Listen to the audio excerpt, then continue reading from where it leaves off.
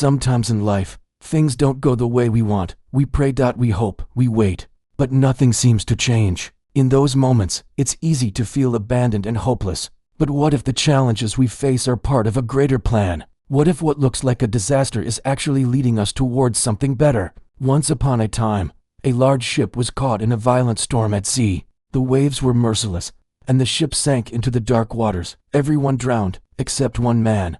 By the will of the Almighty, he miraculously survived and washed up unconscious on a deserted island.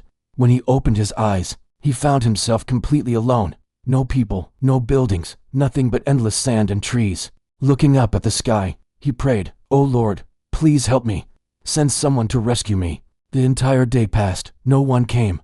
Days turned into weeks. His prayers slowly turned into silence. He began losing hope. Determined to survive, he gathered branches and built a small shelter. He plucked coconuts, caught fish, and struggled daily under the burning sun. After nearly 20 days of hard effort, he finally built a small hut. It wasn't perfect, but it was his only protection. One day, while collecting coconuts, he returned and froze in shock. His hut was on fire. Flames devoured everything he had worked so hard to build. Smoke rose high into the sky. He fell to his knees and cried, "Oh God, I asked for your help, and you didn't help me. The only shelter I had, you burned it down. Why? Why are you so cruel?" That night, he blamed God and cried himself to sleep. The next morning, he woke to a loud horn sound. When he opened his eyes, he saw a large ship anchored near the island. Overjoyed, he rushed to the shore. The sailors helped him on board. He asked the captain, "How did you know I was here?"